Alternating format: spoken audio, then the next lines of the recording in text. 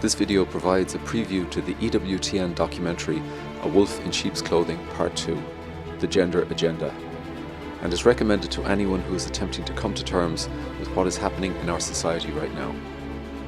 A link to the full 2-hour EWTN documentary is in the video description below. Please share this preview or the link to the full version with anyone you believe may benefit from seeing it.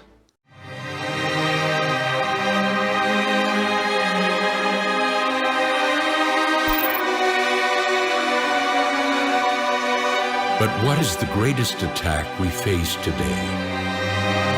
For 2 centuries, the ideologues of socialism or communism have used deceptive word jugglery to rebrand themselves as liberals or progressives, becoming wolves in sheep's clothing.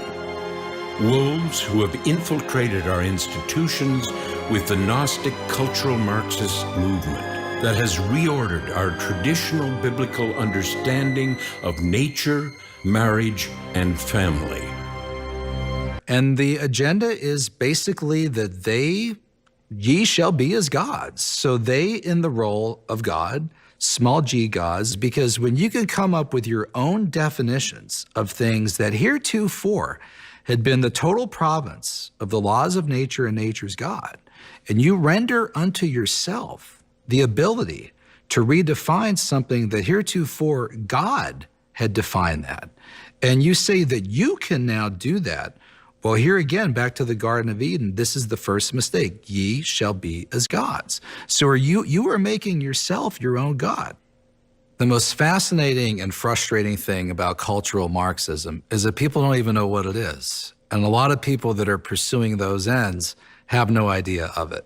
So if you go up to somebody and say, this is really a kind of a Marcusean, Antonio Gramsci, Wilhelm Reich, sexual revolution, Frankfurt School, kind of cultural Marxist thing you're doing here, they'll look at you like you're out of your mind. Cultural Marxism today is more often referred to as critical theory. And there are many colleges in America that have critical theory programs and departments. In fact, our president of fundamental transformation, Barack Obama, went to Occidental College, which has a department of critical theory and social justice. Queer theory, phrase that they use, all of this which falls under the umbrella of critical theory. In a way, I like the phrase critical theory better than cultural Marxism, because really what they're doing is criticizing everything. And everything that at least heretofore existed as what we understood in the Judeo-Christian West as a moral absolute.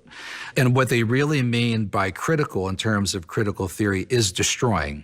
So not even just criticizing it, but redefining it, taking it down, destroying it, deconstructing it, taking it apart. They took classical Marxism, which under Marx and Engels was an economic model.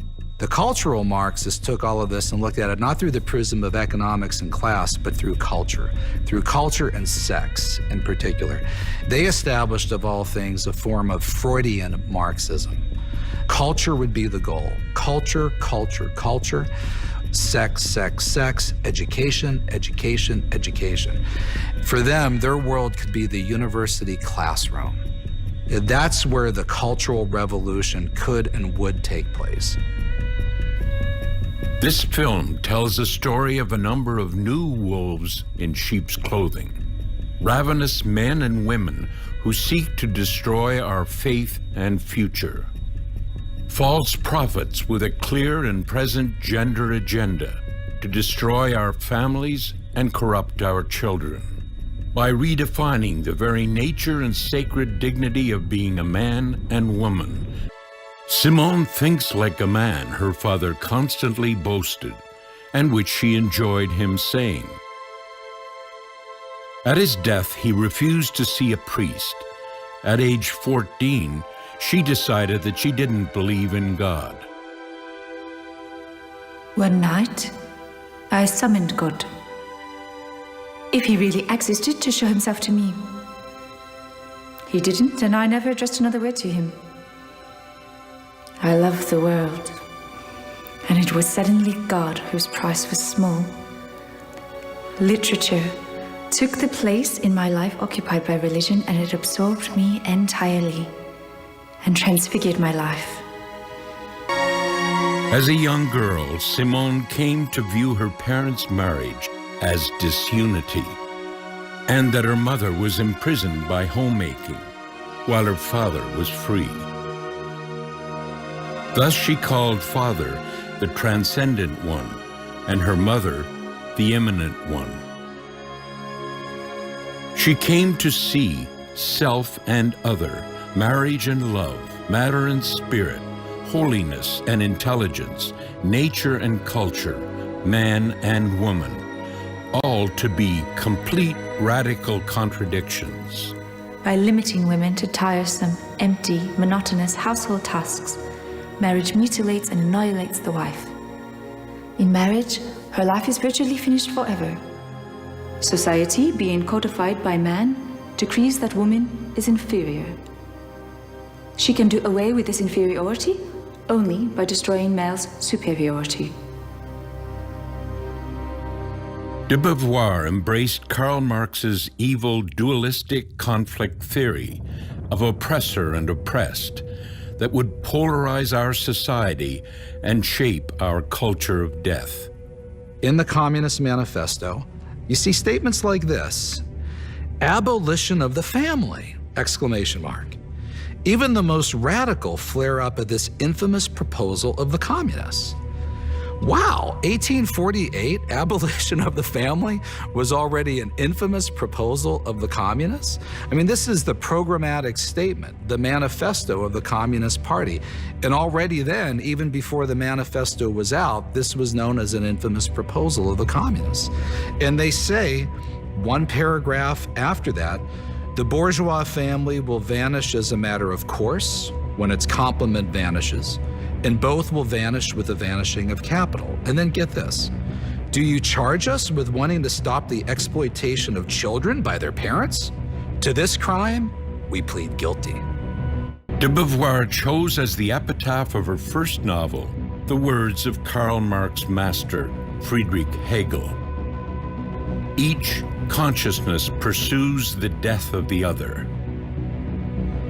Since the other, for de Beauvoir, would be motherhood in Western civilization. Birth control and abortion would become for her the sacraments of her lifestyle. Simone met Jean-Paul Sartre in 1929 at the Sorbonne in Paris, and soon after moved in with him. His relationship became the greatest influence on her life and work. Sartre was a philosopher, playwright, novelist, and political activist. His novel Nausea is in some ways the modern manifesto of atheistic existentialism, one without a God and no human nature, except the one which she alone would design. Sartre is called the philosopher of the 20th century, fitting for the death of God century that would shape the greatest genocidal holocaust in the history of the world. Existentialism is nothing else than an attempt to draw all the consequences of a coherent atheistic position. Man is nothing else than what he makes of himself. To choose to be this or that is to affirm at the same time the value of what we choose, because we can never choose evil. Without God, all things are permissible. Key to de Beauvoir's life and influence was that she would agree with what Sartre's book, Being and Nothingness, demonstrated. That essence does not precede existence. In pure subjectivity, the human being is not anything. He is measured by his acts. Sartre said that essence did not precede existence. And what he wanted to get rid of was that there were essential qualities that were essentially bound up in the nature of a thing's existence. And so he said that existence comes before or precedes essence. And therefore, your existence comes before who you are or what your essence is. Sartre was an apologist for tyranny and terror. He was a supporter of Stalin, Mao, and Castro. Sartre's ideas inspired the Khmer Rouge leadership and the events in Cambodia in the 1970s, in which between 1/5 and 1/3 of the nation was starved to death or murdered.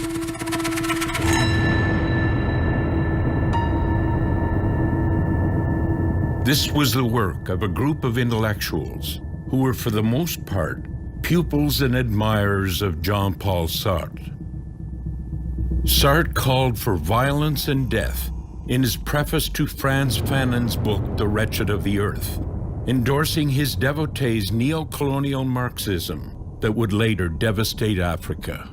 Simone de Beauvoir's paramour, Jean-Paul Sartre, gave the philosophical principle behind this that eventually devolved into the transgender self-mutilation. And that is that existence precedes essence.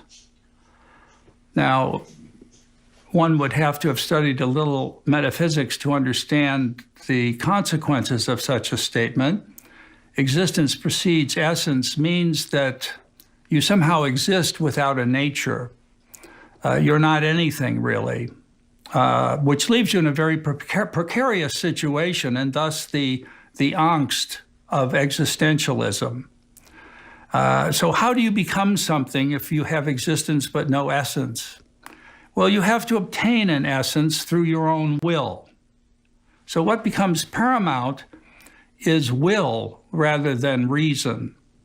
Reason was there to apprehend the nature of reality, but if existence precedes essence, there is no nature of reality, and will becomes paramount. And this, of course, is the key of the 20th century ideologies, totalitarian ideologies, which for Hitler was triumph of the will on a race-based theory of man, or the communist class-based theory of man, both of them based on the primacy of will as against reason. So what we're seeing today in the transgender and the whole LGBT agenda is downstream from Sartre and de Beauvoir, just living out the full implications of what it means if you exist before you have an essence. The Telegraph also reported that the reason she couldn't keep her teaching job was her procuring for Jean-Paul Sartre's pedophilia addiction. In 1943, Simone de Beauvoir was fired for her behavior leading to the corruption of a minor. De Beauvoir's The Second Sex was published in 1949. It called for the moral revolution of existentialism, which reverses the principle that essence precedes existence. One is not born, but rather becomes a woman. No biological, psychological, or economic fate determines the figure that the human female presents in society. It is civilization as a whole that produces this creature, intermediate between male and eunuch, which is described as feminine. In her book, she explains how women's liberation is intimately related to the fate of socialism. As socialism, true socialism, establishes economic equality among all peoples, the feminist movement learned it had to establish equality between the sexes by taking power away from the ruling class within the movement, that is, from men. While she was writing Second Sex, de Beauvoir was editing the Marxist journal Modern Times. Throughout her life, she and Sartre exhibited their support for communism, especially for the Frankfurt School's critical theory, its sexual revolution, and multiculturalism.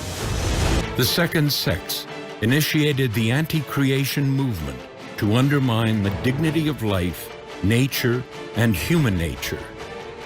Life becomes dominated by the will to power. Thus, we see the emergence of what the popes have called the dictatorship of relativism and ideological colonization. In 1977, de Beauvoir, accompanied by a large contingent of Marxist French intelligentsia, signed a petition which demanded the legalization of pedophilia. It required the immediate release of 3 individuals due to serve long jail sentences for sexually abusing boys and girls aged 11 to 14. De Beauvoir and Sartre signed the petition.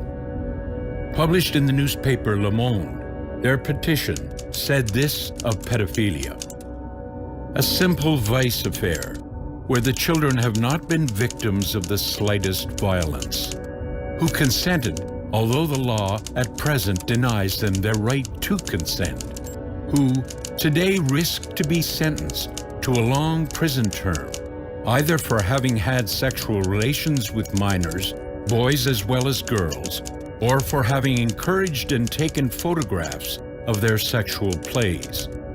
The designation as a crime which serves to legitimatize such a severity, and the facts themselves. Even more so, the antiquated law and the reality of everyday life in a society which claims to know about the sexuality of children and adolescents. In my opinion, so long as the family and the myth of the family and the myth of maternity and the maternal instinct are not destroyed, women will still be oppressed. No, we don't believe that any woman should have that choice. No woman should be authorized to stay at home to raise her children. Society should be totally different. No woman should be allowed this choice precisely because if there is such a choice, too many women will make it one.